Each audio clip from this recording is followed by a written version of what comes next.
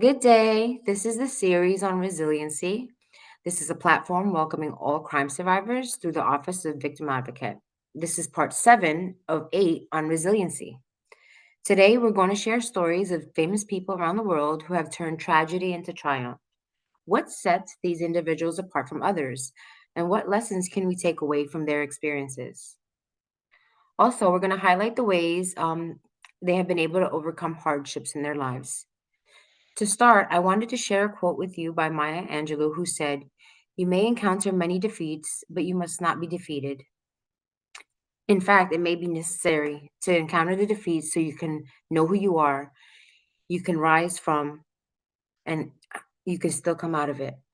Resilience is not being about being undefeated, it's about learning how to bend in the wind without snapping. Life can throw us challenges, setbacks, and unwelcome surprises, but in practicing resiliency, we become adaptable, we can adjust, even when things around us shift. Flexibility is a key part of resilience, mental flexibility and emotional flexibility. Mental flexibility means that we are able to be dynamic and not get stuck and become static in our thinking. It allows us to continue to be receptive to new ideas and accept diversity and adversity. In week 3, we mentioned that instead of asking the why me's, we think about what now? What can I learn from this? And what's another way?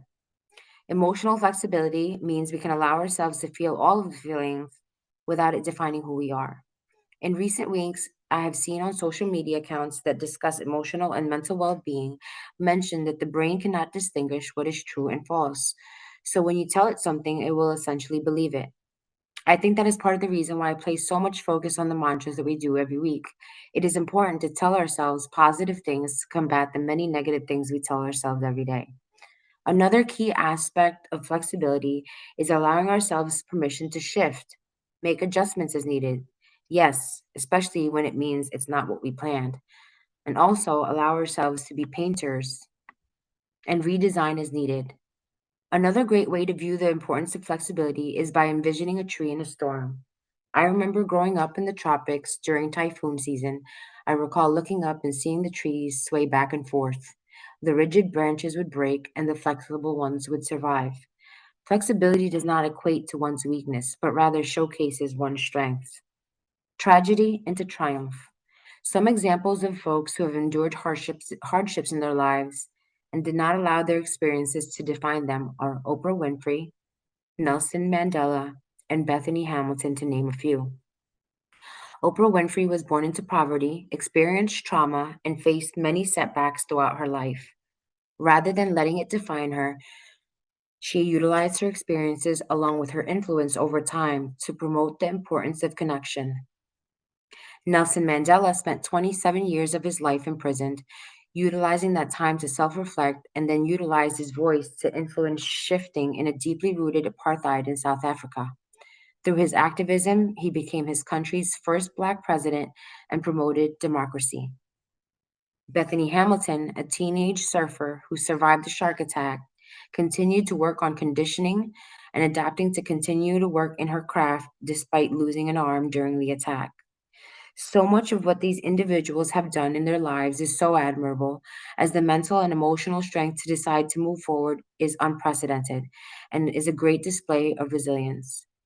An important thing to remember is that you do not build resilience while in a crisis. You build it over time by exercising daily habits to gain wins and build one's confidence. Some habits that you can incorporate into your daily life that can build on this are: number one, practicing gratitude. Listing 1 to 3 things daily allows you to identify things in your life that you have and that you are thankful for. Number two, take on one small challenge a day by working or doing something outside of your comfort zone. Examples of this is cold showers for 10 seconds, speaking up at a meeting, extending your workout 5 more minutes. These are just small ways to do so. Number three is practice reframing, which we mentioned in the trauma series. This can look like asking yourself, what is one next step right now that I can control? Number four, daily grounding can look like 2 to 3 minutes of deep breathing, practicing 5, 4, 3, 2, 1. 5 things you can see, 4 things you can hear, 3 things you could taste, 2 things you can smell, and 1 thing you could touch. Number 5 is positive self talk. When you catch yourself expressing negative self talk, combat it by saying something positive. And we do this already every time we speak our mantras in this series. Number 6, lastly, reach out to a friend or family once daily, even if it means you're just saying hello. Community is key. Here at the Office of Victim Advocate, we advocate for and provide various supports for crime survivors. Support groups are available to you free of charge via Zoom and is a great way to be a part of a small community. Please see the link below the video to connect with a social worker about social support groups or local resources available in your community.